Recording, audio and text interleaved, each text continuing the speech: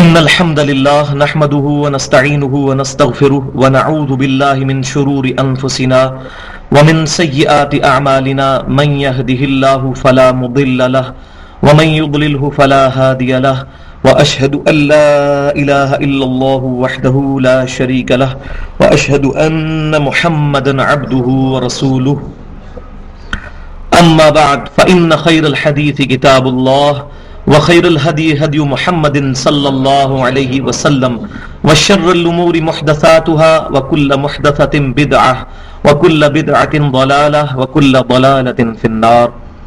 أعوذ بالله السميع العليم من الشيطان الرجيم من همزه ونفخه ونفثه. بسم الله الرحمن الرحيم. رب اشرح لي صدري ويسر لي أمري واحلل عقدة من لساني يفقهوا قولي. بسم الله الرحمن الرحيم. إن الله وملائكته يصلون على النبي يا أيها الذين آمنوا صلوا عليه وسلموا تسليما. اللهم صل على محمد وعلى آل محمد كما صليت على إبراهيم وعلى آل إبراهيم إنك حميد مجيد. اللهم بارك على محمد وعلى آل محمد كما باركت على إبراهيم وعلى آل إبراهيم إنك حميد مجيد. پچھلی دفعہ ہم نے سورہ البقرہ کی آیت نمبر 186 کو بڑی ڈیٹیل سے اینڈ پہ ڈسکس کیا تھا. میں اس کا ترجمہ دوبارہ سے ریپیٹ کر دیتا ہوں.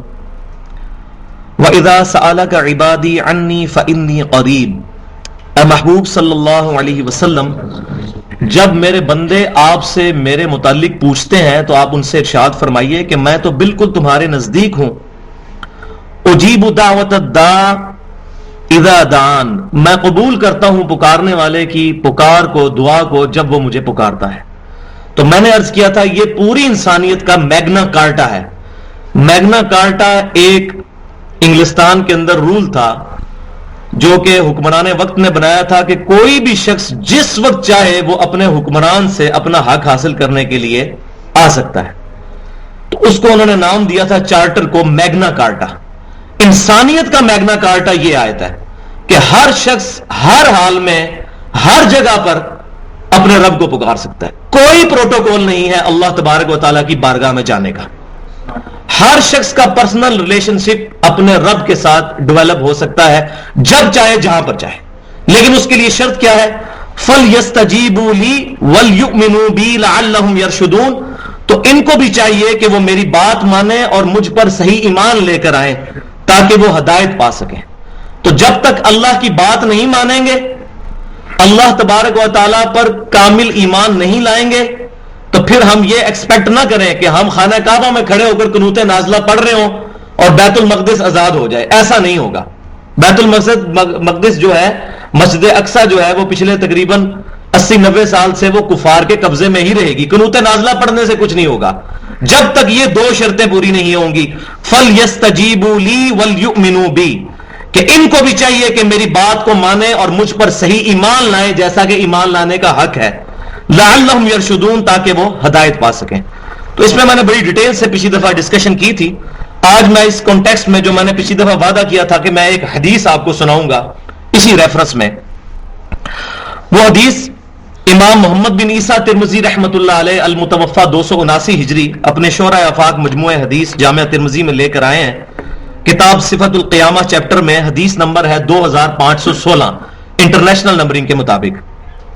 اور اس کے راوی ہیں سیدنا عبداللہ بن عباس رضی اللہ تعالی عنہما. وہ روایت کرتے ہیں کہ میں ایک دن رسول اللہ صلی اللہ علیہ وسلم کے پیچھے سواری پر بیٹھا ہوا تھا تو آپ صلی اللہ علیہ وسلم نے مجھے وصیت فرمائی.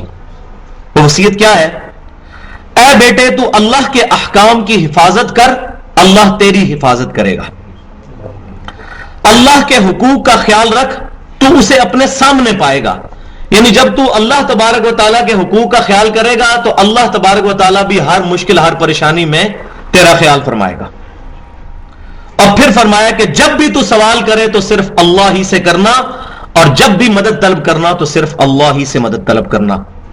اور جان لے کہ اگر پوری امت بھی جمع ہو کر تجھے ذرے کے برابر فائدہ پہنچانا چاہیں اور اللہ نہ چاہے تو نہیں پہنچا سکیں گے. اور پوری امت مل کر تجھے ذرے کے برابر نقصان پہنچانا چاہے اور اللہ نہ چاہے تو نہیں پہنچا سکیں گے. تقدیر کے صحیفے جو ہیں ان سے قلم اٹھا لیے گئے ہیں اور وہ صحیفے خشک ہو چکے ہیں. یعنی جو تیرے مقدر میں ہے وہ تجھے ملنا ہے. اللہ تبارک و تعالیٰ کے علاوہ کسی اور ہستی کی طرف رجوع نہ کرنا, اللہ تعالیٰ کے علاوہ کسی اور ہستی سے مدد طلب نہ کرنا. اور جہاں بھی یہ مدد کی بات ہو رہی ہوتی ہے, میں نے پہلے بھی عرض کیا, اس سے مراد غائب میں مدد ہے. ایز فار ایز ظاہری اسباب آر کنسرن, کہ جو ہمارے ظاہری اسباب ہیں تو وہ تو اختیار کرنے ہیں ہم نے. وَتَعَاوَنُوا عَلَى الْبِرِّ وَالتَّقْوَى, نیکی اور پرہیزگاری کے کاموں میں ایک دوسرے کی مدد کرو. اسی طریقے سے قرآن پاک پورے کا پورا اس پر ہے کہ اسباب کی نفی نہیں کرنی. جس طرح ہمارے پاکستان انڈیا میں ایک بہت بڑی جماعت ہے, جب وہ توحید بیان کرتی ہے تو اسباب کی بھی نفی کرتی ہے. اسباب کی نفی نہیں ہے اسلام میں. یہ تصوف کے من گھڑت عقائد ہیں جو کہ اسباب کی نفی کرتے ہیں. ہم یہ کہتے ہیں اسباب ہم اختیار کریں گے, عقیدہ مسبب الاسباب پر رکھیں گے. اس چیز کو سمجھیں. امام کائنات صلی اللہ علیہ وسلم کی جامعہ ترمذی میں حدیث ہے, پہلے اونٹ کو باندھو پھر اللہ پر توکل کر. تو ہم نے اسباب اختیار کرنا ہے لیکن اپنا یقین اللہ پر رکھنا ہے. سورج کو اللہ تعالیٰ نے زمین کی تمام زندگی کا سبب بنایا ہے, لیکن سورج کو نہیں پکاریں گے اللہ کو. نہ سورج کو پکار سکتے ہیں, نہ فرشتوں کو پکار سکتے ہیں, نہ انبیاء کرام علیہ السلام کو پکار سکتے ہیں, نہ اولیاء اللہ کو پکار سکتے ہیں مدد کے لیے غائب میں. کیوں؟ ایاک نعبد و ایاک نستعین. یہ 5 وقت ہمارا اپنے رب سے عہد ہے. اے اللہ, عبادت بھی صرف تیری کریں گے اور غائب میں مدد صرف تجھی سے مانگیں گے. دا اپروپریٹ ٹرانسلیشن آف ایاک نستعین یہ ہے کہ ہم دعا صرف تجھ سے کریں گے, غائب میں مدد تجھ سے. لہذا یہ جو ہمارے معاشرے میں ایک بہت خطرناک قسم کی نعت چل رہی ہے, فرشتوں یہ پیغام دے دو کہ خادم تمہارا سعید آ رہا ہے, یہ کلمات شرکیہ ہے. اگرچہ یہ دیوبند کے ایک بہت بڑے مفتی کے لکھے ہوئے ہیں, اللہ تعالیٰ ان کو رجوع کرنے کی توفیق دے. ہماری کسی کے ساتھ ذاتی دشمنی نہیں ہے, لیکن اصلاح کرنا یہ ہماری رسپانسبلٹی ہے. جس شخص نے بھی ہمارے امام کائنات سید الاولین والآخرین شفیع المذنبین رحمت للعالمین سیدنا و مولانا امام اعظم محمد رسول اللہ صلی اللہ علیہ وسلم کا مبارک کلمہ پڑھا ہے, ہم ڈنکے کی چوٹ پر اس کی اصلاح کر سکتے ہیں, کیونکہ وہ بھی بینگ مومن اس کی رسپانسبلٹی ہے. سمعنا و اطعنا, سنا اور اطاعت اختیار کر لی. تو غلطی تو کسی کو بھی لگ سکتی ہے. غلطی سے پاک تو صرف انبیاء کرام علیہ السلام ہے کہ ان سے گناہ سرزد نہیں ہو سکتے, اس کے بعد کسی کو بھی غلطی لگ سکتی ہے, تو اصلاح کی جائے. لہذا فرشتوں کو نہیں پکار سکتے فرشتوں یہ پیغام دے دو, ہم اللہ ہی کو درود شریف کے لیے پکارتے ہیں. اللہم صلی علی محمد, اے اللہ تو بھیج محمد صلی اللہ علیہ وسلم پر درود. فرشتوں کو نہیں پکارا جا سکتا. ڈیوٹی اللہ تعالیٰ نے لگائی ہوئی ہے فرشتوں کی, درود شریف پہنچانے پر, بارش برسانے پر. تو کیا ہم بارش کے لیے دعا کرتے ہیں فرشتوں بارش برسا دو کہ گرمی کا موسم قریب آ رہا ہے؟ کہتے نہیں کہتے. کیوں کہ بارش کے لیے صلاۃ الاستسقاء امام کائنات صلی اللہ علیہ وسلم نے تعلیم فرمائی ہے. بارش کے لیے دعا اللہ سے مانگنی ہے نماز پڑھ کر, فرشتوں کو نہیں پکار سکتے. تو یہ نبی صلی اللہ علیہ وسلم نے تعلیم فرمائی اس حدیث شریف میں کہ جب بھی مصیبت اور پریشانی آئے تو غائب میں مدد کے لیے صرف اللہ ہی کو پکارنا ہے. اب چلتے ہیں آگے. احل لکم لیلۃ الصیام الرفث, تمہارے لیے حلال کر دیا گیا ہے رمضان کی راتوں میں اپنی بیویوں کی طرف جانا. الی نسائکم, اپنی بیویوں کے ساتھ صحبت کرنا یہ رمضان کی راتوں میں تمہارے لیے حلال کر دیا گیا ہے. ہن لباس لکم وانتم لباس لہن, تمہاری بیویاں تمہارا لباس ہیں اور تم ان کا لباس ہو. یہ بڑی ہی شرم کے پردے کے اندر گفتگو کی جا رہی ہے. ظاہر ہے کہ بیوی سے زیادہ انسان کے قریب کوئی نہیں ہوتا, سب سے قریب یہ انسان کا لباس ہے نا. تو لباس کا اور ہمارا تو کوئی پردہ نہیں ہے, لباس تو خود پردے کا سبب ہے. اسی طریقے سے بیوی کے ساتھ بھی کوئی پردہ نہیں اس طرح کا. بیویاں جو ہیں وہ مردوں کی لباس کی مانند ہے اور مرد جو ہے وہ بیویوں کے لباس کی طرح ہے. علم اللہ انکم کنتم تختانون انفسکم فتاب علیکم وعفا عنکم, اللہ تعالیٰ کے علم میں یہ بات ہے کہ تم اپنے جی میں خیانت کرتے تھے اپنے نفس کے معاملے میں, پس اللہ تعالیٰ نے تم پر نظر کرم فرمائی اور تمہیں معاف فرما دیا. اس کانٹیکسٹ میں صحیح بخاری میں حدیث شریف موجود ہے. اصل میں یہود و نصارہ کا جو روزہ تھا اس روزے کے اندر رات کے اوقات میں بیویوں کی طرف جانا منع تھا. صحابہ کرام علیہم رضوان اسی پر قیاس کرتے ہوئے یہ سمجھتے تھے کہ ہمارے لیے بھی بیویوں کے پاس جانا منع ہے، لیکن کوئی واضح حکم تو موجود نہیں تھا. لہذا صحابہ کرام علیہم رضوان میں سے کچھ ایسے لوگ تھے کہ جو اپنی بیویوں کے پاس چلے بھی جاتے تھے، بالکل صحیح کام کرتے تھے کیونکہ اللہ تعالیٰ کی طرف سے کوئی ممانعت تو نہیں تھی، لیکن بعد میں یہ بات دل میں سوچ رہے ہوتے تھے کہ یہ تو یہود و نصارہ کے روزوں میں تو اس طرح نہیں ہے، تو کہیں ہم کوئی غلط کام تو نہیں کر رہے. تو اللہ تبارک و تعالیٰ نے ان کو تسلی دی کہ نہیں، ایسی بات نہیں ہے، تمہارے لیے حلال ہے. یہ جو پبلک کے اندر مشہور ہے نا کہ پہلے حرام تھا بعد میں حلال ہوا، یہ کہیں کوئی صحیح روایت ایسی موجود نہیں ہے. وَكُلُوا وَاشْرَبُوا حَتَّى يَتَبَيَّنَ لَكُمُ الْخَيْطُ الْأَبْيَضُ مِنَ الْخَيْطِ الْأَسْوَدِ. اچھا نہیں، اس سے پہلے وہ آیت رہے گا. فَالْآنَ بَاشِرُوهُنَّ وَابْتَغُوا مَا كَتَبَ اللَّهُ لَكُمْ. سو اپنی بیویوں کے ساتھ اب صحبت کرو، ان سے ملو اور اپنے رب سے طلب کرو جو اللہ نے تمہاری قسمت میں لکھ دیا ہے، یعنی اولاد. تو پرائمری جو مقصد ہے شادی کا، بیوی کا، وہ ہے اولاد کا حصول، کیونکہ اولاد جو ہے یہ اللہ تعالیٰ نے انسان کے لیے ایک صدقہ جاریہ بھی بنائی ہے. ربنا، ہم دعا بھی مانتے ہیں، ربنا هب لنا من ازواجنا وذرياتنا قرة اعین واجعلنا للمتقین اماما. جو نیک لوگ ہیں اللہ تعالیٰ سے ان الفاظ میں دعا کرتے ہیں، اے رب ہمارے لیے بنا دے ہماری بیویوں میں آنکھوں کی ٹھنڈک اور اولاد کے اندر، اور ہمیں پرہیزگار لوگوں کا امام بنانا، بدماشوں کا، چرسیوں پوڈریوں کا، گستاخان رسول کا اور اللہ تعالیٰ کی ذات اور صفات میں شرک کرنے والوں کا امام نہ بنانا، ہمیں ان لوگوں کا امام بنانا. امام ان معنوں میں نہیں ہے جو لوگوں نے عموماً سمجھا ہوا امام مسجد یا اس طریقے سے. اس سے مراد یہ ہے کہ ہماری آنے والی نسلیں جن کے ہم پرکھ ہوں گے، فور فادرز ہوں گے، آباء و اجداد، ہم جن کے بنیں گے آنے والی نسل، وہ نسلیں ہماری ایسی ہوں کہ وہ اللہ اور اس کے محبوب صلی اللہ علیہ وسلم کی فرما بردار ہوں. اور ظاہر ہے اسی ذریعے سے ہی ہمیں آنکھوں کو ٹھنڈک مل سکتی ہے کہ ان کے اعمال کا ثواب آٹومیٹیکلی جو ہے وہ پہنچ جاتا ہے صحیح مسلم کی حدیث کے مطابق. وَكُلُوا وَاشْرَبُوا، کھاؤ اور پیو، حَتَّى يَتَبَيَّنَ لَكُمُ الْخَيْطُ الْأَبْيَضُ مِنَ الْخَيْطِ الْأَسْوَدِ، یہاں تک کہ سفید ڈورا جو ہے وہ سیاہ ڈورے سے الگ ہو جائے، من الفجر، صبح کے وقت. تو اس سے مراد جو ہے وہ آسمان کا ڈورا ہے. اسی کانٹیکسٹ میں صحیح بخاری اور صحیح مسلم کے اندر متفق علیہ حدیث موجود ہے. سیدنا عدی بن حاتم رضی اللہ تعالیٰ عنہ نے اس آیت کے کانٹیکسٹ میں اپنے سرہانے کے نیچے ایک سفید کلر کا دھاگا اور سیاہ کلر کا دھاگا رکھ لیا تھا، اور وہ اس کو دیکھتے رہتے تھے رات کے اندھیرے میں بغیر کسی روشنی کے، کہ جب وہ سفید اور سیاہ دھاگا دونوں نظر آنا شروع ہو جائیں، ان کے کلر کا فرق، تو وہ سحری کرنا بند کر دیتے تھے اسی آیت کے تحت کہ جب سفید ڈورا سیاہ سے الگ ہو جائے تو تم کھانا پینا بند کر دو.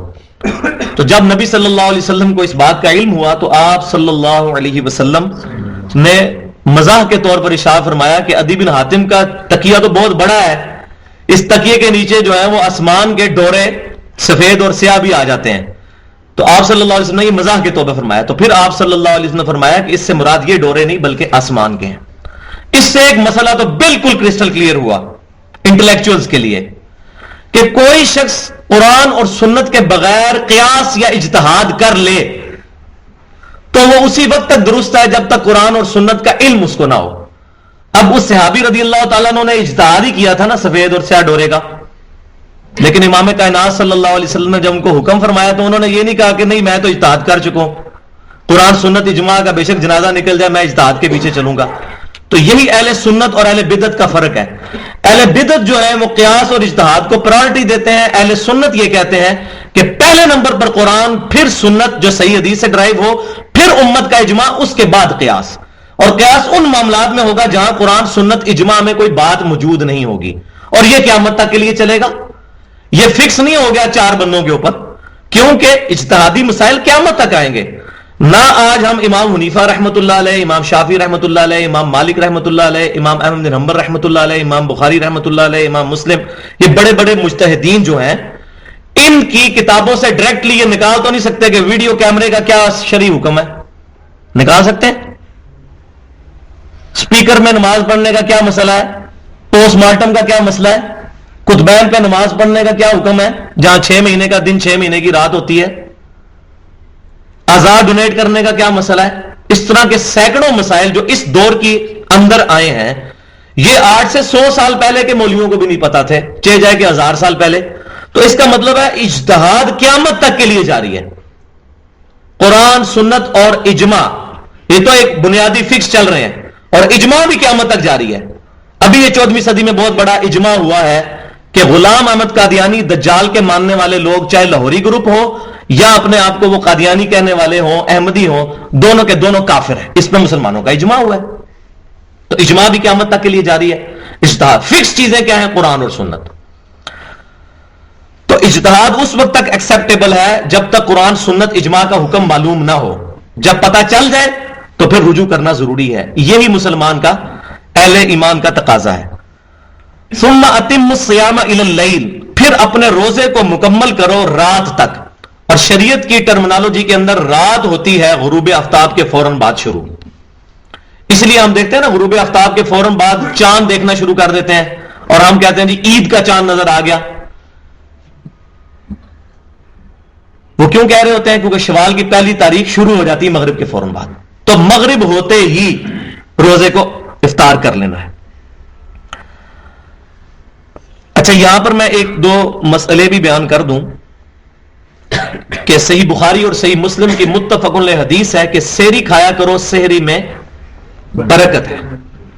لہذا یہ بعض لوگ اپنی عادت بنا لیتے ہیں، رات کو لیٹ سوتے ہیں اور صبح ان کی لیٹ آنکھ کھلتی ہے، پھر بڑا فخریہ بتاتے ہیں کہ آج میرا 8 پیرا روزہ ہے۔ یہ 8 پیرا روزہ رکھنا کوئی فخر کی بات نہیں ہے، یہ جان بوجھ کے اس کی روٹین بنانا گناہ ہے، کیونکہ نبی صلی اللہ علیہ وسلم نے ترغیب دلائی ہے سحری کھانے کی۔ اس طریقے سے اپنے اوپر، جو کہ یہود و نصارہ کے رہبان اپنے اوپر زبردستی کی پابندیاں لگا کر اور اس طرح کے ایکٹیویٹیز پرفارم کیا کرتے تھے، اور وہ اس کی باقیات سیئات ہماری امت میں بھی موجود ہیں صوفیاء کی ٹرمنالوجی کے اندر، کہ جی 6 مہینے تک کچھ کھانا پینا نہیں ہے، ٹھیک ہے۔ تو اس طریقے سے اسلام اس چیز کی اجازت نہیں دیتا کہ رہبانیت کو اختیار کیا جائے۔ اور دوسری بات، امام کائنات صلی اللہ علیہ وسلم کی صحیح مسلم میں حدیث ہے کہ اہل کتاب اور ہمارے روزے کے درمیان جو فرق ہے وہ سحری کے کھانے کا ہے، وہ نہیں اس کو کھاتے، ہم نے کھانا ہے۔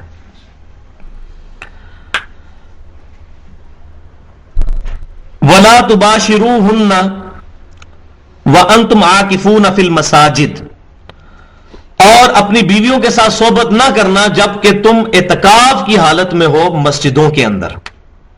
تو یہ نہ ہو کہ اس کو آپ اوپن لیسن سمجھ لو، مسجدوں میں یہ کام نہیں ہو سکتا۔ جو بندہ اعتکاف میں بیٹھا ہوا ہے وہ اپنی بیوی کے ساتھ صحبت نہیں کر سکتا۔ یہ اس لیے کہ اس وقت عورتیں بھی مسجد میں اعتکاف بیٹھتی تھیں۔ یہ گھروں کے اندر جو ایک خلاف سنت چیز شروع ہوئی ہے ہمارے انڈیا پاکستان کے کلچر میں خصوصاً، کہ لوگ گھروں کے اندر اعتکاف بیٹھتے ہیں، یہ کہیں سے نہیں ثابت۔ اعتکاف مسجد میں ہی ہوگا۔ صحیح بخاری اور مسلم کی احادیث اٹھا کے دیکھیں کہ امہات المومنین جو تھیں وہ بھی مسجد میں ہی اعتکاف فرمایا کرتی تھی، ان کے خیمے بھی مسجد میں لگا کرتے تھے۔ تو یہ اس کانٹیکسٹ میں قرآن سے بھی یہ بات اشارتاً سمجھ آ رہی ہے کہ اپنی بیویوں سے صحبت نہیں کر سکتے جب تم اعتکاف کی حالت میں ہو، کیونکہ وہ بھی اعتکاف ساتھ کرتی تھی مسجد میں۔ ہاں، جہاں پر فتنے کا مسئلہ ہو، آج بھی حرم شریف میں، مسجد نبوی شریف میں اور بیت اللہ شریف میں ہزاروں عورتیں اعتکاف کرتی ہیں، عورتوں کا علیحدہ پورشن بنا ہوا ہے اعتکاف کرنے کا۔ اگر کسی مسجد میں اس طرح کا اہتمام ہو اور سیکیورٹی والا سلسلہ ہو تو مسجد میں اعتکاف عورت کرے۔ باقی گھر کے اندر جو اعتکاف کرتی ہیں یہ کوئی سنت سے ثابت نہیں، کسی صحیح حدیث سے ثابت نہیں ہے۔ تلک حدود اللہ، یہ اللہ کی حدیں ہیں، فلا تقربوها، تو ان کے قریب بھی مت جانا۔ توڑنا تو بڑی دور کی بات ہے، اللہ کی حدوں کے قریب بھی مت جانا۔ جو اللہ تعالیٰ نے باؤنڈریز اور لمیٹیشنز لگا دی ہیں قرآن اور سنت کی، ان سے باہر نہ نکلنا۔ کذالک یبین اللہ آیاتہ للناس لعلہم یتقون، بالکل اللہ تبارک و تعالیٰ اسی طرح بیان فرماتا ہے آیات لوگوں کے لیے تاکہ وہ تقوی اختیار کریں. اللہ تعالیٰ اپنی آیات کو کھول کھول کر بیان فرما رہا ہے. اللہ تبارک و تعالیٰ یہ باتیں کرنے سے شرم نہیں فرماتا، کیونکہ مسئلہ بات سمجھانا ہے. تو اس کے لیے اگر بات ایمبیگوس رہ جائے، کوئی بندہ غلط رزلٹ نکال دے، اللہ تبارک و تعالیٰ نے قرآن میں آیات کو کھول کھول کر بیان فرمایا، اور باقی قرآن پاک کی تشریح امام کائنات صلی اللہ علیہ وسلم کی صحیح احادیث میں موجود ہے. تو روزے کی حکمت کا جو ایپیکس اور کلائمیکس آیا تھا 186 نمبر آیت کے اندر، وَإِذَا سَأَلَكَ عِبَادِي عَنِّي فَإِنِّي قَرِيبٌ، جس کو میں نے کہا تھا انسانیت کا میگنا کارٹا ہے. اب روزوں کے احکام کے عروج کیا ہے، اس کا ایپیکس کیا ہے، وہ آیت آ رہی ہے جو کافی عرصے تک جو قرآن پاک کے اسٹڈی کرنے والے لوگ ہیں اس پر پریشان رہتے ہیں کہ یہ رمضان کے روزوں میں یہ آیت کیوں آئی اس چیپٹر کے اندر، اس رکوع کے اندر. وَلَا تَأْكُلُوا أَمْوَالَكُمْ بَيْنَكُمْ بِالْبَاطِلِ وَتُدْلُوا بِهَا إِلَى الْحُكَّامِ، اور مت کھاؤ آپس میں ایک دوسرے کا مال باطل طریقے سے، اور اس مال کے ذریعے یعنی کہ اس کو رشوت دے کر الی الحکام اپنے حاکموں کی طرف رجوع نہ کرو. لِتَأْكُلُوا فَرِيقًا مِّنْ أَمْوَالِ النَّاسِ بِالْإِثْمِ وَأَنْتُمْ تَعْلَمُونَ، تاکہ تم یوں کھا لو کچھ لوگوں کے مال کا حصہ جبکہ تم جانتے ہو کہ مال حرام جو ہے اللہ تعالیٰ کو ناپسند ہے. تمہارے علم میں یہ بات کہ مال حرام ہے. یہ آیت یہاں پر کیوں آئی؟ اس کی آیت کی تو میں نے حکمت بتائی تھی کیوں آئی، کہ جب انسان دن کے وقت روزہ رکھ کے اپنا حیوانی وجود جو ہے وہ کمزور کرتا ہے اور رات کو تراویح میں کھڑا ہو کر قرآن سن کر اپنے روحانی وجود کو مضبوط کرتا ہے، تو پھر اس کے دل میں تڑپ پیدا ہوتی ہے اپنے رب کے لیے، تو وہ پھر بے ساختہ پکار اٹھتا ہے. وَإِذَا سَأَلَكَ عِبَادِي عَنِّي فَإِنِّي قَرِيبٌ. نبی صلی اللہ علیہ وسلم سے صحابہ کرام علیہم رضوان پوچھتے تھے کہ اے نبی صلی اللہ علیہ وسلم، ہم جس اللہ کو بن دیکھے اس کی عبادت کے لیے اتنی تکلیف اٹھا رہے ہیں وہ کہاں ہے؟ تو فرمایا گیا وہ تمہارے بالکل قریب ہے. نحن اقرب الیہ من حبل الورید. اور یہ اللہ تبارک و تعالیٰ کی شان ہے کہ اللہ تعالیٰ اپنے عرش پر مستوی ہوتے ہوئے ایک ایک انسان ہر مخلوق کی شارک سے بھی زیادہ اس کے قریب ہے. اس کا علم، اس کا سمع، بصر، یہ تمام جو کوالٹیز ہیں، اس کی قدرت، ہر چیز کا احاطہ کی ہوئی ہے. اللہ تعالیٰ بندے میں حلول نہیں کیا ہوا. اللہ تعالیٰ اپنی مخلوق سے الگ اپنے عرش پر مستوی ہے، اپنے علم، قدرت، سمع اور بصارت کے ساتھ کائنات کی ہر چیز کا ایک ایک ذرے کا احاطہ کیا ہوا ہے.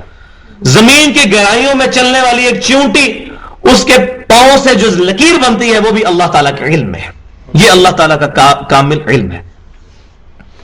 اور پھر رمضان کے اندر تو ایک خصوصیت ہے کہ وہاں پر شب قدر ہے. صحیح بخاری اور مسلم کی متفق علیہ حدیث ہے کہ جس نے اللہ تعالیٰ کی رضا کی خاطر اللہ تعالیٰ کے ساتھ اخلاص رکھتے ہوئے ثواب کی نیت کے ساتھ شب قدر کا قیام کیا، اللہ تعالیٰ اس کے پچھلے سارے گناہ معاف کر دے گا. اور شب قدر کے اندر تو پوری رات اللہ تعالیٰ کی طرف سے ندا آتی ہے کوئی بخشش کا طلبگار میں اس کو بخش دوں، ہے کوئی روزی مانگنے والا میں اس کو عطا کروں. اور روزانہ، یہ بخاری اور مسلم کی متفق علیہ حدیث ہے، اللہ تعالیٰ اپنے عرش سے آسمان دنیا پر نزول فرماتا ہے جیسا کہ اس کی شان کے لائق ہے. اس کی کوئی تشبیہ نہیں بیان کی جا سکتی. لیس کمثلہ شیء، اللہ تعالیٰ کی مثل کوئی شے نہیں ہے. اللہ تعالیٰ کے ہاتھ ہیں لیکن ان ہاتھوں کی مثل نہیں. اور نہ ہم یہ کہہ سکتے ہیں کہ ہاتھ سے مراد قدرت ہے، یہ بھی باطل تعویل ہے. اسی طریقے سے ہاتھ کی مثال دینا یہ بھی باطل ہے. اللہ کے ہاتھ ہیں جیسا کہ اس کی شان کے لائق ہے. اللہ کی پنڈلی جیسا کہ اس کی شان کے لائق ہے. اسی طریقے سے اللہ کی دو آنکھیں صحیح مسلم میں ہے جیسا کہ اس کی شان کے لائق ہے. ہم اس کی پکچر میں، مینٹل پکچر میں نہیں پڑیں گے. تو اب یہ وہ چیز آ رہی ہے کہ جب کوئی شخص روزے رکھتا ہے تو اس کا کیا لٹمس ٹیسٹ، جس کو کیمسٹری کی لینگویج میں کہتے ہیں، آپ نے کوئی ایلیمنٹ چیک کرنا ہو اس کا لٹمس ٹیسٹ ہوتا ہے. روزوں کی قبولیت کا لٹمس ٹیسٹ یہ ہے کہ آپ کا رزق حلال ہونا چاہیے. پہلی آیت یہاں سے شروع ہوئی تھی.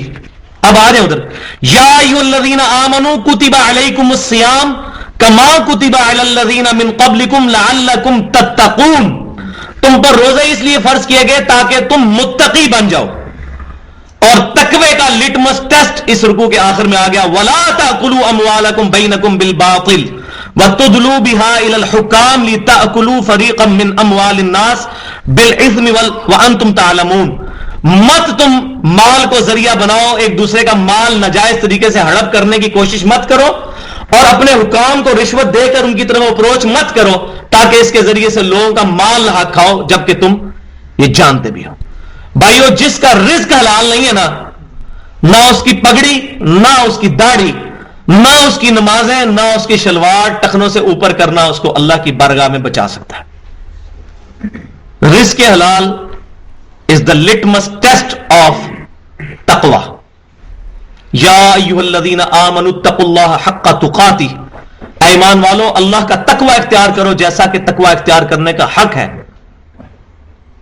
تو حق کیا ہے کہ رزق حلال، یہ مین چیز ہے جو کہ آج کے دور کا بہت بڑا مسئلہ ہے. مجھے کئی لوگوں نے اس پہ پرسنلی یہ بات مجھے کہی ہے کہ اس پہ بھی ایک ریسرچ پیپر لکھا جائے رزق حلال کے اوپر، اس کی امپورٹنس کے اوپر، کیونکہ بڑے بڑے دیندار لوگ ہیں جو رزق کے معاملے میں حرام کا شکار ہیں. بلکہ پاکستان میں تو ایسے مفتی پیدا ہو گئے جنہوں نے سود کو بھی حلال کر دیا، استغفر اللہ، اسلامی بینکنگ کے نام کے اوپر. وانتم تعلمون، ان کے علم میں بھی ہے یہ بات. اب گدھے کے اوپر اگر سفید اور کالی لکیریں لگا لی ہیں تو زیبرا بن جائے گا وہ؟ اسلامک بینکنگ کا سٹرکچر سیم وہی سودی ہے جو کہ نان اسلامک ہے. لیکن مفتی بیٹھے ہوئے ہیں، نام لینے کی ضرورت نہیں، پورے پاکستان کو پتا ہے مفتی اعظم پاکستان اور مفتی اعظم فلان فلان ٹمکان لوگوں کے ایمان برباد کر رہے ہیں. اتنی داڑیوں والے بینکوں میں بیٹھے ہوئے ہیں. وہی مفتی صاحب نے فتوا دے دیا، مفتی صاحب کی قبر میں جانا ہے آپ نے. کتنے مفتیوں کی مٹی پلید ہو رہی ہوگی قیامت والے دن. پتہ نہیں میرا کیا اشر ہونا ہے، آپ کا کیا اشر ہونا ہے. ہمیں خود یہ دیکھنا ہے کہ میں خود اسٹڈی کروں قرآن اور سنت کو کہ واقعی یہ چیزیں حلال میں آ رہی ہیں، حرام میں. مولوی کو تو آپ پیسے دے کے جو مرضی فتوا لے لیں. یہی مولوی ایک وقت تھا عورتوں کی حکمرانی کے خلاف تھے، اب آپ دیکھ لیں کہ کتنے مولوی ہیں جو اسی عورتوں والی پارٹی سے سلیکٹ ہو کے تو وزیر بنے ہوئے. مولویوں کا کوئی اعتبار نہیں ہے. اور جب میں مولوی بات کر رہا ہوں اس سے مراد ہر عالم نہیں لے رہا، علماء حق بھی دنیا میں موجود ہیں آٹے میں نمک کے برابر. اب مجھ سے آپ نے نہیں پوچھنا کون ہے، مجھے بھی کوئی نہیں پتا، میرا اس نے جاننا ہے کون ہے، کوئی موجود ہوں گے. تو ظاہر ہے کہ دنیا میں جب بھی کوئی ایک اخلاص والا بندہ بھی موجود ہے، صحیح مسلم میں حدیث ہے جو اخلاص کے ساتھ اللہ کا نام لینے والا ہے، قیامت قائم نہیں ہوگی. ایسے لوگ موجود ہیں. بل اکثریت علماء سو پر ہی مشتمل ہے جو اس امت کے اندر بہت بڑی ایک سمجھے کہ آزمائش امت کے اوپر آ پڑی ہے. تو رزق حلال یہ لٹمس ٹیسٹ ہے. ایک بندہ امام مسجد ہے، مسجد کا خطیب ہے اور مسجد کے چندے میں سے چوری کر رہا ہے. اب لوگ تو کہیں حضرت صاحب، مفتی صاحب نے گاڑی رکھی ہوئی ہے، مفتی صاحب نے ڈرائیور رکھا ہوا ہے، 2 اسکواڈ رکھے ہوئے ہیں، 7 گن مین اٹھانے والے، تنخواہ 10,000 روپے. ان لوگوں کا خرچہ کون پورا کر رہا ہے؟ وہ چندے میں سے پورا ہو رہا ہے. آپ کی کھالیں اتاری جا رہی ہیں. یہ جو رمضان کے اندر کھالیں، جو عید کے موقع پہ، بڑی عید کے موقع پہ کھالیں اکٹھی ہوتی ہیں، یہ انہی کاموں میں لگتی ہیں. مجھے اس لیے پتا ہے کہ میں اس سیٹ اپ سے باہر نکلا ہوں، تو اس لیے مجھے یہ چیزیں پتا ہے. بالکل اوپن سیکرٹ ہے. میں منسٹری آف ڈیفینس میں 18ویں گریڈ کا آفیسر ہوں. میں نہیں گاڑی رکھ سکتا، 2 باڈی گارڈ نہیں رکھ سکتا. لیکن آپ یہ دیکھ لیں امام مسجد ہوتے ہیں، انہوں نے رکھے ہوتے ہیں. کہاں سے دے رہے ہیں؟ مسجد کے چندوں میں سے. آپ نمازیں ان کے پیچھے پڑھ رہے ہوتے ہیں. وہی بندہ سال پہلے سائیکل پہ پھر رہا ہوتا ہے، اپنا لادہ مدرسہ بناتا ہے، گاڑی اس کے نیچے آ جاتی ہے. ہم حضرت صاحب کہتے نہیں تھکتے. تو بھائیو یہ اللہ کو پتا ہے. ابھی ایجنسیز کے لوگوں نے صحیح العقیدہ، ایک بھائی نے مجھے بتایا، موحد ہمارا بھائی ہے جس نے ماشاءاللہ خود باشر ہے، وہ بتا رہا ہے کہ مانسر یہ جو نوشہرہ کے اندر ایک مفتی پکڑے گئے ہیں. میں مکتبہ فکر کا نام نہیں لیتا، آپ کو میں مطلب علیحدہ سے بتا دوں گا. ایک مفتی بہت بڑے وہاں جو کینٹ کی جامع مسجد کے امام تھے 15-20 سال سے، ان کو پکڑا گیا اس جرم میں کہ یہ جو ہے وہ را کے ایجنٹ ہے انڈیا کے. جب ان کے کپڑے اتارے گئے، ان کے ختنے بھی نہیں تھے ہوئے. وہ ہندو تھا بندہ، 15 سال سے وہ مفتی صاحب بنا ہوا تھا. تو میں سوچ رہا تھا اس مفتی صاحب کے پیچھے کتنے لوگوں نے اپنے سر بھی پٹوائے ہوں گے. حضرات فرماتے ہیں، بزرگ فرماتے ہیں، مفتی صاحب فرماتے ہیں، شیخ صاحب فرماتے ہیں، اور وہ نکلا ہندو. تو یہ تو دنیا میں پتا چل گیا. وہ بڑے خوش نصیب ہیں جن کو دنیا میں یہ بات پتا چل جاتی ہے کہ ان لبادوں کو چھوڑ کر ہم قرآن سنت اجماع کو خود سٹڈی کریں.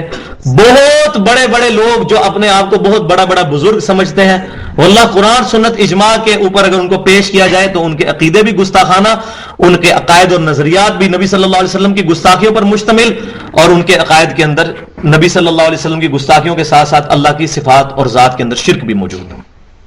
استغفر اللہ و اتوب الیہ. تو اللہ تعالی ہمیں محفوظ کرے. اب آگے جو ہے وہ حج کے احکامات آ رہے ہیں. تو میں نے پہلے بھی عرض کیا تھا Surah Al-Baqarah is the blueprint of Islamic شریعہ.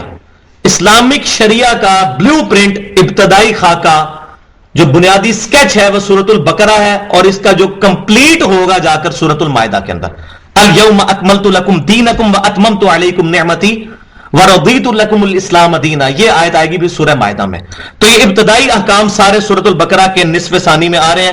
پہلے رمضان، اس کے بعد حج.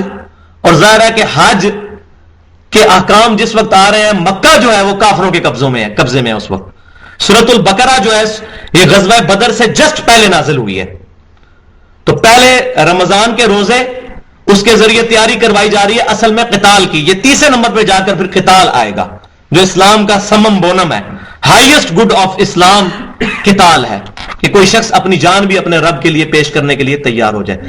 تو یہ اس کی ایک تمہید بنائی جا رہی ہے. پہلے روزے تاکہ انسان کا نفس مضبوط ہو، اللہ تبارک و تعالیٰ کی طرف سے آزمائشیں برداشت کرنے کے قابل ہو. اس کے بعد حج کے بارے میں بتایا جا رہا ہے تاکہ مسلمانوں میں یہ تڑپ پیدا ہو کہ ہم نے حج بھی کرنا ہے. اور اس وقت مکہ کو کافروں کے قبضے میں تھا. تو پھر اینڈ پہ پھر جا کر اس میں قتال کا حکم آئے گا کہ اب یہ ذریعہ ہے جس کے ذریعے سے فتح مکہ ہوگی. تو اب اس کا جو ہے وہ تمہیدی جو ہے رکوع شروع ہو رہا ہے.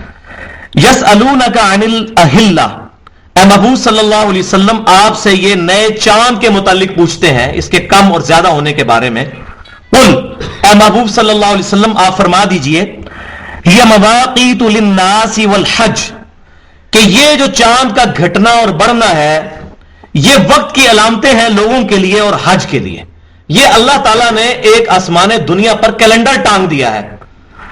یہ کیلنڈر نہ بھی ہو، ہمارے پرانے لوگ چاند کی شکل کو اور اس کے جو ہے وہ کوآرڈینیٹس کو دیکھ کے اندازہ لگا لیتے تھے، اچھا یہ اب تیسری کا چاند ہے، اب یہ 14ویں کا ہے. یہ ایک نیچرل کیلنڈر ہے جہاں پر آپ کے پاس کوئی گھڑی، موبائل اور کیلنڈر موجود نہ ہو، چاند کو دیکھ کر اندازہ لگایا جا سکتا ہے کہ یہ تاریخیں کون سی چل رہی ہیں. تو یہ اللہ تعالیٰ نے ایک کیلنڈر لٹکا دیا ہے. تو اے محبوب صلی اللہ علیہ وسلم یہ فرمائیے یہ اللہ تعالیٰ کی طرف سے وقت کی علامات ہیں، اور حج کے لیے بھی.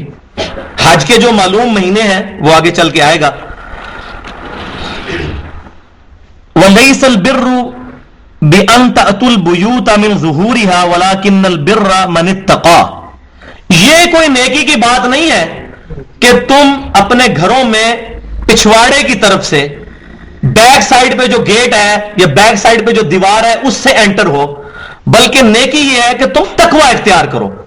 اب یہ کس کانٹیکسٹ میں بات ہو رہی ہے؟ جو میں اکثر بات کرتا ہوں کہ قرآن پاک کی ایکسپلینیشن ہمیشہ ہوگی صحیح حدیث کے ذریعے، کیونکہ نبی صلی اللہ علیہ وسلم کو اللہ تعالیٰ نے معلم بنا کر بھیجا ہے ہمارا. ہم نبی صلی اللہ علیہ وسلم کے معلم ہیں، آپ ہمیں سکھاتے ہیں. ہم معلم ہیں، ہم معلم ہیں، ہم آپ سے سیکھتے ہیں. آپ صلی اللہ علیہ وسلم ہمارے معلم ہیں، سکھاتے ہیں. تو آپ صلی اللہ علیہ وسلم نے ہمیں سکھایا. تو قرآن کو محفوظ ہونے کا مطلب یہ ہے کہ اس کے ساتھ صحیح احادیث سنت بھی محفوظ ہوگی. لہذا انا نحن نزلنا الذکر وانا له لحافظون، سورۃ الحجر آیت نمبر 9 میں جو فرمایا گیا کہ ہم اس قرآن کے نازل فرمانے والے ہیں اور ہم ہی اس کی حفاظت کرنے والے ہیں، اس سے مراد یہ ہے کہ قرآن کی ایکسپلینیشن صحیح حدیث بھی محفوظ رہے گی. اب اس کانٹیکسٹ میں صحیح بخاری میں حدیث موجود یہ ہے کہ جو کفار مکہ تھے، مشرکین مکہ، وہ ایک دفعہ گھر سے جب حج کا احرام باندھ کر نکلتے تھے نا، تو اب ان کی کوئی چیز رہ گئی گھر پہ یا کوئی ایسا مسئلہ ان کو ہوا، تو اب وہ دروازے سے گھر میں واپس نہیں آتے تھے بلکہ پچھلی سائڈ سے دیوار پھلانگ کے آتے تھے، اور اپنے ذہن میں اس کو تقویٰ سمجھتے تھے کہ ایک دفعہ ہم گھر سے باہر نکل گئے، اب ہم واپس نہیں آ سکتے. اس دروازے سے اللہ کے لیے نکلے، اب واپس نہیں آ سکتے، تو اب اس دروازے سے واپس نہیں جا سکتے، اب ہم پچھلی طرف سے دیوار پھلانگ کے آئیں گے، اور اس کو نیکی سمجھتے تھے. تو یہ ان کا نیکی کا معیار خود ساختہ تھا، اللہ تعالیٰ نے اس کو انڈورس نہیں کیا. تو آپ نے اللہ تعالیٰ نے فرمایا کہ نیکی یہ نہیں ہے تأتوا البیوت من ظہورہا، کہ اپنے گھروں سے پچھواڑے کی طرف سے تم داخل ہو، ولکن البر من اتقى، بلکہ نیکی تو یہ ہے کہ تقوی اختیار کرو. اسی کانٹیکسٹ میں آپ کو میں ایک بات بتاتا ہوں، چونکہ میرا ایکسپیرینس رہا ہے. تینوں اہل سنت کہلوانے والے بھاری فرقے انڈیا پاکستان میں، بریلوی، دیوبندی اور اہل حدیث، تو ہمارا یہ جو دیوبندی مکتب فکر کی جو انٹرنیشنل ایک جماعت ہے، تبلیغی جماعت جس کو دعوت و تبلیغ کا، تو انہوں نے بھی اپنا ایک قانون بنایا ہوا ہے کہ جس نے چلہ لگانا ہے اس میں سے اگر ایک دن بھی کم رہ گیا اور اس کی کوئی مجبوری ہوگی اور وہ گھر واپس آیا تو چلہ دوبارہ سے لگائے گا. تو اب یہ خود ساختہ اپنے اوپر عبادت خود سے انہوں نے فرض کر لی ہوئی ہے. ہمارے ساتھ بھی آفس میں کئی لوگ، ایک بندے کے 4 مہینے تھے، اس نے 3 مہینے لگائے تو اس کی نوکری پیچھے سے لگ گئی. تو حضرات نے فرمایا کہ جی اب تو آپ اگر واپس جائیں گے تو پھر 4 مہینے زیرو سے سٹارٹ ہوں گے.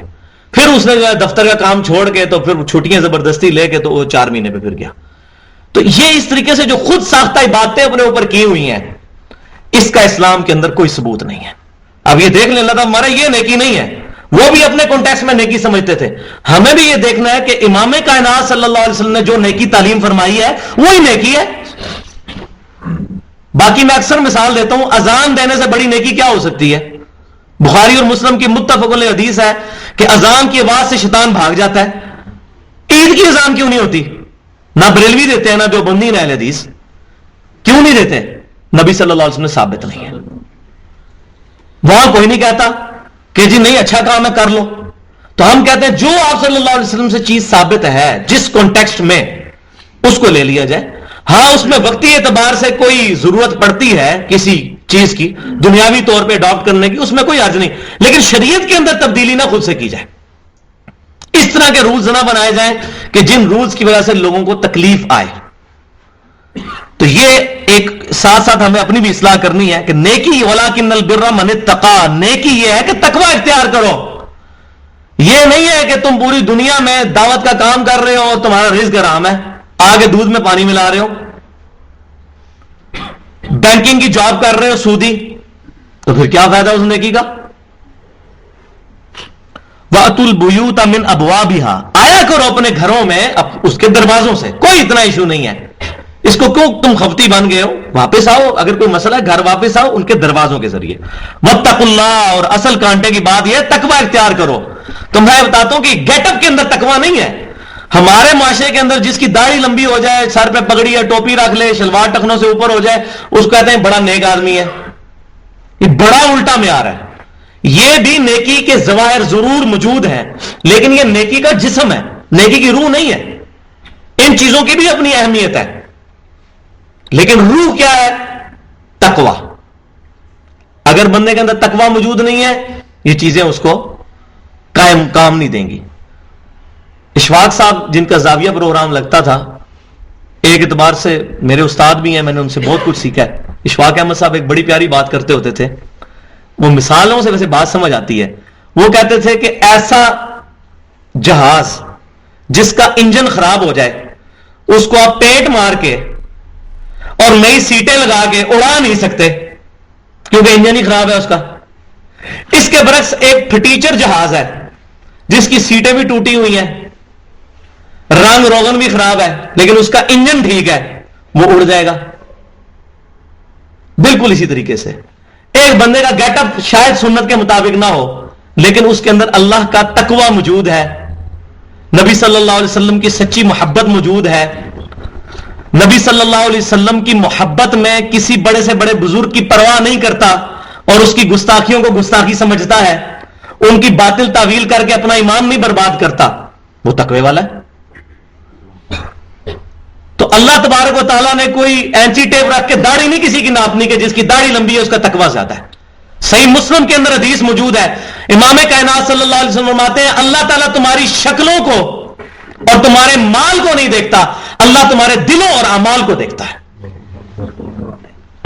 شکلوں پہ ہوتا تو سکھوں سے زیادہ کس کی خوبصورت روحانی شکلیں موجود ہیں، اتنی بڑی بڑی داڑیاں ہیں.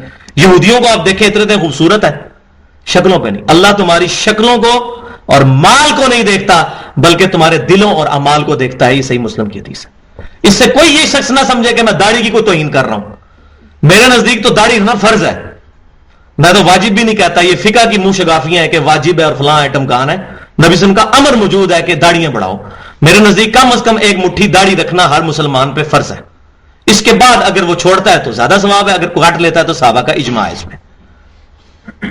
لیکن اس کے باوجود داڑھی رکھی ہو بندے نے اور اندر کا تقوی موجود نہ ہو، حرام خوری اسی طرح چل رہی ہو اور اپنی داڑھی کی آڑ میں اور تسبیح پھیر رہا اور دودھ میں بھی پانی ملا رہا ہو کوئی فائدہ نہیں.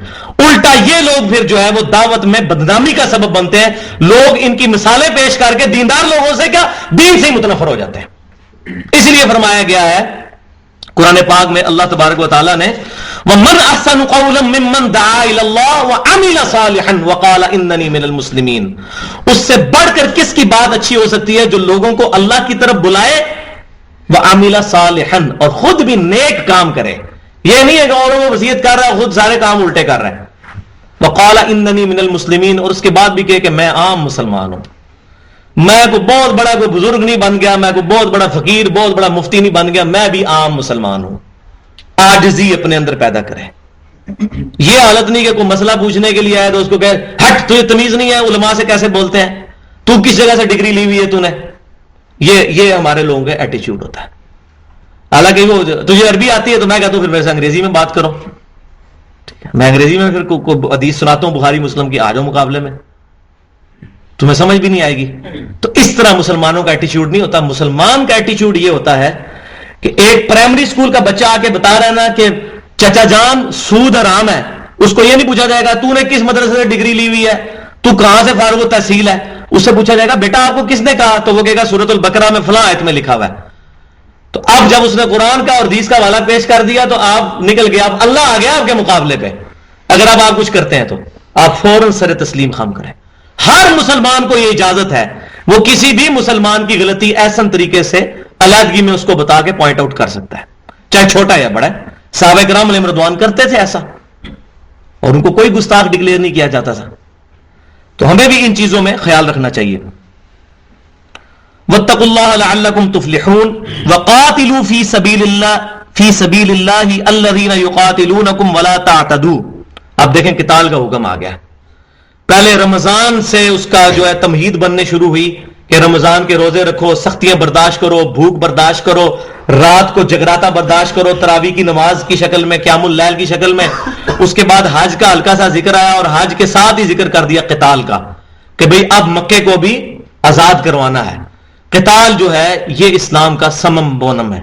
میں نے پہلے بھی عرض کیا تھا ایمانوئل کانٹ کی فلسفی کے اندر سمم بونم کہتے ہیں highest good of any thing کو.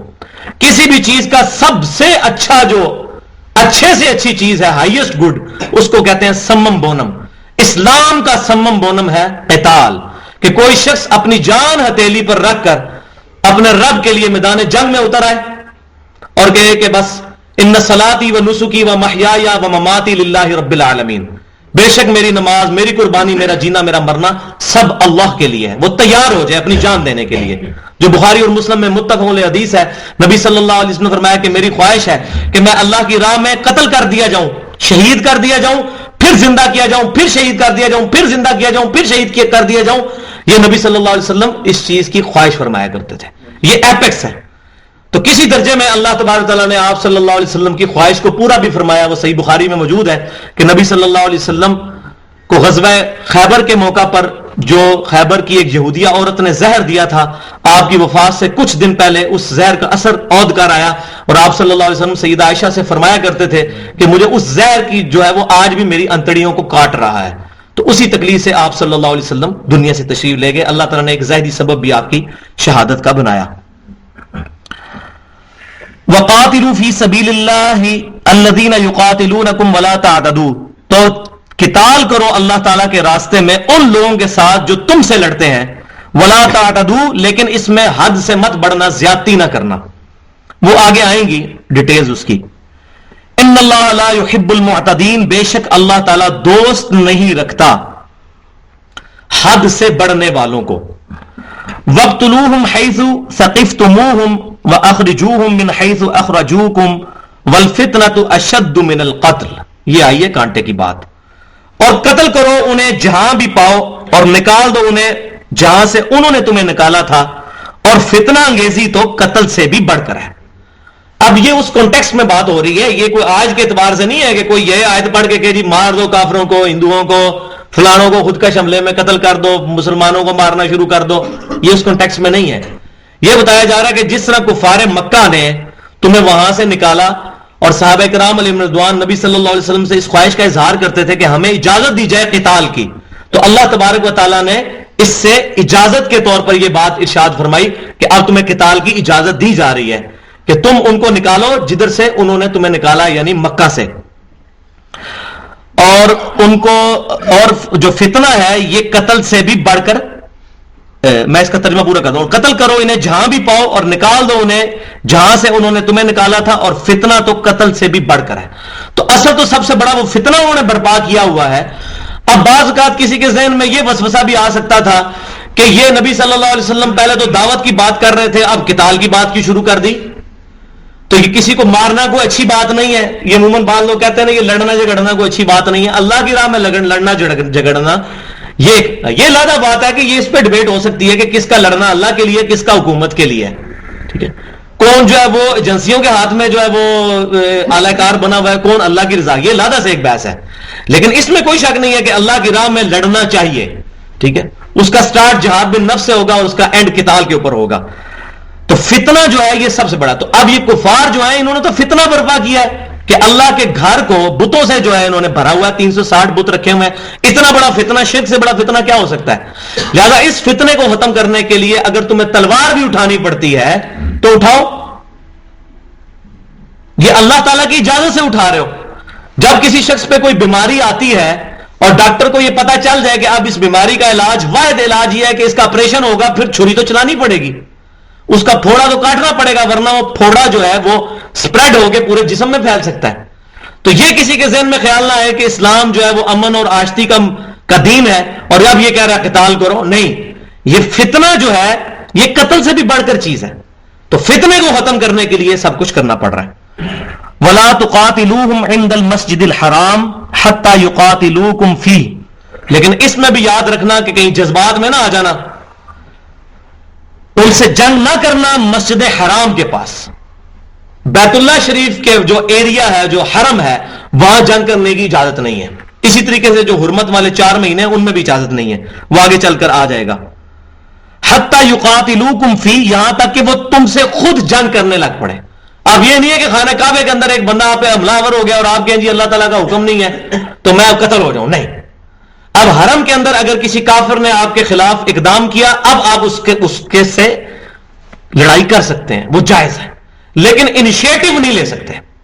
خود پریمپٹیو رائٹ رکھتے ہوئے کہ یہ ہو سکتا ہے مجھے یہ کر دے، جیسے یہ ہمارے پورا یہ ہو سکتا ہے یہ ہو جائے، جس طرح یہ ہماری پوری کتابیں اسی پہ چل رہی ہیں کہ 12 بندے ہیں جنگل میں، 12 کے 12 ننگے ہیں، امام کون بنے گا؟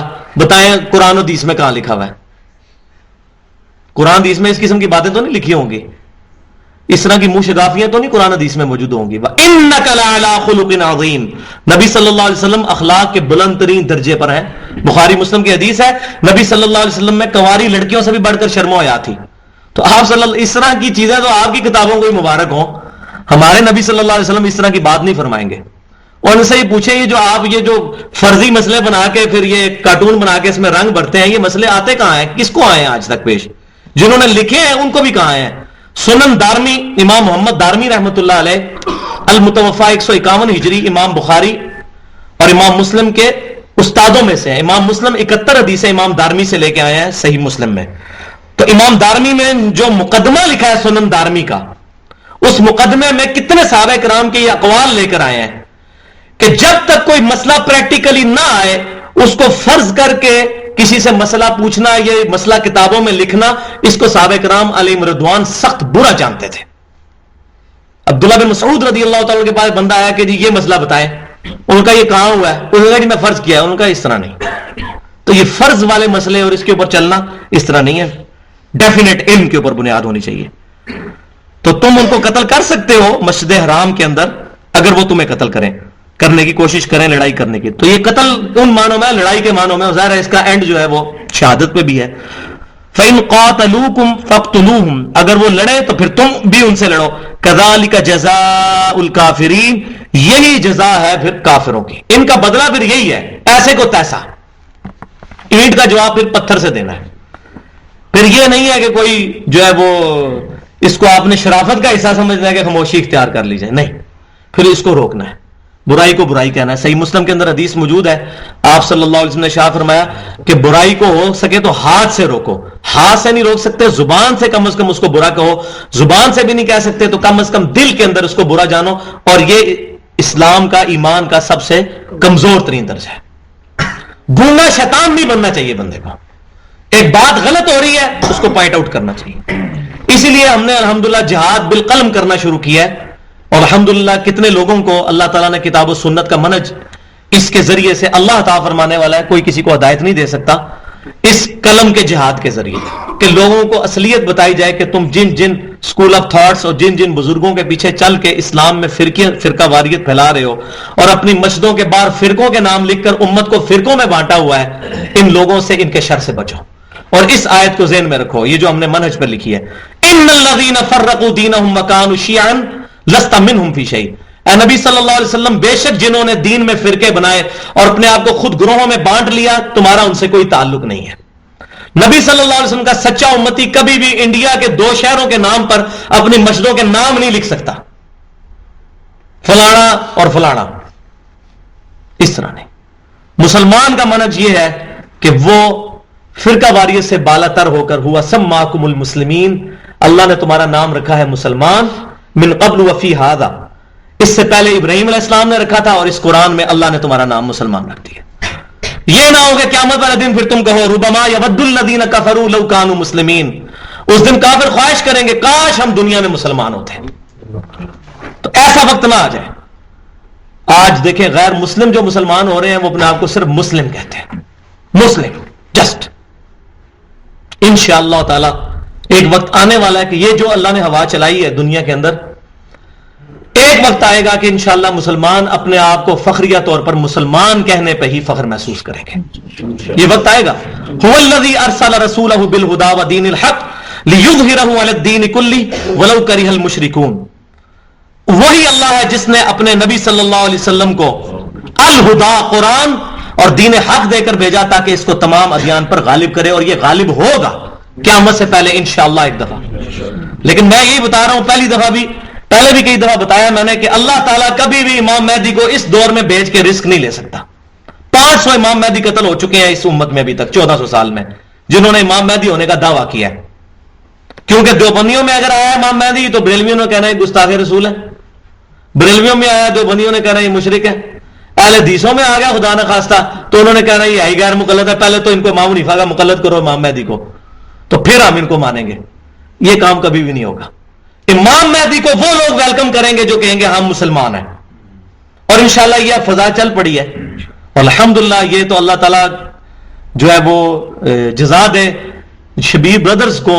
بریلوی مکتبہ فکر کا ایک بہت بڑا ادارہ ہے جنہوں نے تمام حدیث کی کتابوں کے ترجمے کرنے شروع کر دیے ہیں, جن کے آج تک کسی نے ترجمے نہیں کیے تھے. المستدرک للحاکم کا ترجمہ آ گیا ہے, سنن دارمی کا ترجمہ آ گیا ہے, بخاری مسلم کے ترجمے تو پہلے آ چکے ہیں, اور ماشاءاللہ مسند شافعی کا آ چکا ہے ترجمہ.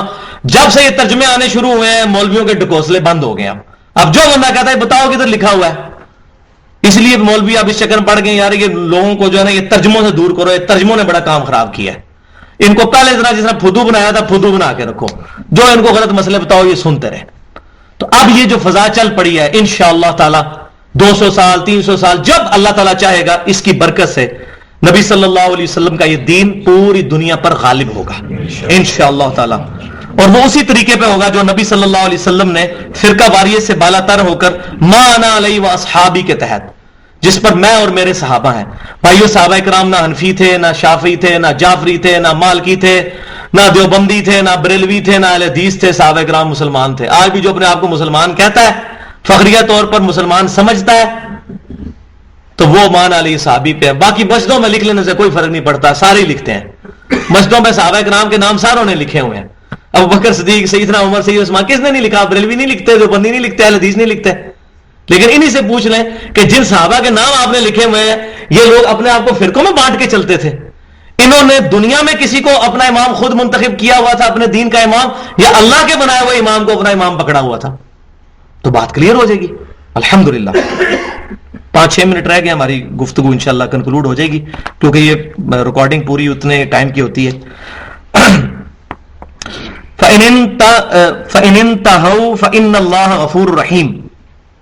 پھر اگر وہ باز آ جائیں تو اللہ تعالیٰ بھی غفور الرحیم ہے، بخشنے والا مہربان ہے. یعنی اگر وہ باز آ جاتے ہیں اور اپنی غلطی کو ایڈمٹ کر لیتے ہیں تو اللہ تبارک و تعالیٰ کوئی نعوذ باللہ فنیٹک نہیں ہے کہ نہیں پہلے کیوں اس طرح کہا تھا. دنیا میں تو ہو جاتا ہے کوئی کسی سے معافی بھی مانگ لے، کہتے ہیں نہیں پہلے انہیں کیتا کیوں، وہ معافی. تو اللہ تعالیٰ نعوذ باللہ کو فنیٹک نہیں ہے. اگر یہ رجوع اختیار کر لیتے ہیں اللہ تعالیٰ معاف کرنے والا ہے، اس میں کوئی حرج نہیں ہے. وَقَاتِلُوهُمْ حَتَّى لَا تَكُونَ فِتْنَةٌ وَيَكُونَ الدِّينُ لِلَّهِ، اور ان سے لڑتے رہو یہاں تک کہ فتنہ اور فساد ختم ہو جائے اور سارے کا سارا دین اللہ تبارک و تعالیٰ کے لیے ہو جائے. یعنی اللہ تعالیٰ کی پرائرٹی ان کے اوپر قائم ہو جائے، دین غالب ہو جائے، کفر مغلوب ہو جائے. اس وقت تک اب آپ نے یہ سلسلہ قتال کا جاری رکھنا ہے. اور یہ بات یاد رکھیں کہ ایک ہوتی ہے وار اور ایک ہوتی ہے بیٹل انگلش میں. ٹھیک ہے، وار کہتے ہیں جنگ کو اردو کے اندر، بلکہ اردو کے اندر ہم اس کو اس طریقے سے اپروپریٹ ٹرانسلیشن نہیں کر سکتے، انگلش میں سمجھانا آسان ہوگا. وار یہ ہوتی ہے کہ کسی کی دشمنی کسی کے ساتھ چل رہی ہے اور لڑائی شروع ہے اور وقتاً فوقتاً مختلف میدان جنگ بننے شروع ہوتے ہیں. یعنی مسلمانوں کی جنگ تو شروع ہو گئی، اس کے بعد غزوہ بدر کے بعد بدر ہوئی، پھر احد ہوئی، اس کے بعد غزوہ خندق، صلح حدیبیہ، غزوہ خیبر اور الٹیمیٹلی فتح مکہ. یہ پوری لڑائی 8-10 سال پہ پھیلی ہوئی ہے، یہ ہے وار. لیکن اس میں جو یہ میدان جنگ جو سجے ہیں ان کو کہتے ہیں انگلش میں battles. Battle of Badr, battle of Uhud, battle of Khandaq. لڑائی تو اب جاری رہے گی. یعنی یہ جو کہا جا رہا ہے کہ اب یہ لڑائی جاری رہے گی، یہ نہیں ہے کہ بدر کے بعد ختم ہو جائے گی جب تک کہ فتح مکہ نہیں ہو جائے گی. یہ لڑائی جاری رہے گی. ہاں اس کے پھر وہ بیٹلز آئیں گے، مختلف بیٹل فیلڈز آئیں گے. فَإِنِ انْتَهُوا فَلَا عُدْوَانَ إِلَّا عَلَى الظَّالِمِينَ، پھر اگر وہ باز آ جائیں تو سمجھ لو کہ سختی کسی پر جائز نہیں مگر ظالموں پر. دیکھیں اللہ تعالیٰ کا جو دریائے رحمت، کیا سمندر رحمت جوشوں پر ہے. ساتھ ساتھ کہا جا رہا ہے کہ ابھی بھی باز آ جائیں پھر بھی معاف. اور آپ دیکھ لیں فتح مکہ کے موقع پر ابو سفیان نے بھی جب سرنڈر کر دیا تو ابو سفیان جیسا کوئی اسلام کا دشمن نہیں تھا کہ جس نے اسلام کو جتنا نقصان پہنچایا. ابو جہل تو مارا گیا تھا پہلی جنگ میں، اس کے بعد تو ابو سفیان نے لیڈ کیا. لیکن آج الحمدللہ ہم ان کا نام لیتے ہیں، بے ساختہ کہتے ہیں رضی اللہ عنہ، اللہ ان سے راضی ہو. انہوں نے اسلام قبول کر لیا اس وقت بھی. حالانکہ صحابہ کرام علیہم رضوان یہ چاہتے نہیں تھے کہ یہ بندہ ایمان لے آئے، کیونکہ ظاہر ہے دشمنی تھی، اتنا اس نے نقصان پہنچایا تھا نبی صلی اللہ علیہ وسلم کو تکلیف. لیکن اللہ تبارک و تعالیٰ کی رحمت غالب آئی، اس نے اسلام قبول کر لیا اور الحمدللہ صحابہ کرام نے ان کو ایز اے صحابی ایکسپٹ کر لیا. انہی کے بیٹے ہیں سیدنا معاویہ رضی اللہ تعالیٰ عنہ جو جلیل القدر صحابی ہیں. تو اللہ تبارک و تعالیٰ کا دریائے رحمت ساتھ ساتھ سمندر رحمت جوش پہ ہے کہ ابھی بھی باز آ جائیں تو میں معاف کرنے والا ہوں. وَكَتَبَ عَلَى نَفْسِهِ الرَّحْمَةَ، اللہ تعالیٰ نے اپنے اوپر یہ بات لازم کر لی ہے کہ میں ہر حال پر رحم کروں گا. صحیح بخاری اور مسلم کی متفق علیہ حدیث ہے. اسی پر ہی ختم کرتے ہیں آج کا درس کہ نبی صلی اللہ علیہ وسلم نے ارشاد فرمایا اللہ تعالیٰ کے پاس ایک کتاب ہے اپنے پاس عرش پر، جس پہ اس نے یہ عبارت لکھ لی ہے کہ میری رحمت میرے غضب پر بھاری رہے گی. اس سے بڑی کوئی خوشخبری نہیں ہے کسی انسان کے لیے کہ اللہ کی رحمت اس کے غضب پر سبقت لے جانے والی ہے. واللہ یہ برابر بھی ہوتی تب بھی لیے ہمارے لیے بہت بڑی ٹینشن تھی، لیکن رحمت کا غضب پر برتری لے جانا یہ بہت بڑا انسان کے اوپر، اللہ کا تمام مخلوقات کے اوپر احسان ہے. اور اسی رحمت کا تقاضا کرتے ہوئے ہم دعا کرتے ہیں اے اللہ ہمیں اپنی رحمت سے امام کائنات شفیع المذنبین رحمت للعالمین سیدنا و مولانا امام اعظم محمد رسول اللہ صلی اللہ علیہ وسلم کی قیامت والے دن شفاعت نصیب فرما اور جنت میں آپ صلی اللہ علیہ وسلم کے قدموں میں آپ کا پڑوس نصیب فرما. اور جو کچھ میں نے بیان کیا اس میں کوئی حق بات ہے تو ہمارے دلوں میں راسخ فرما، اور کوئی غلط بات میرے منہ سے نکلی تو ہمارے دلوں سے اس کو معاف کر دے.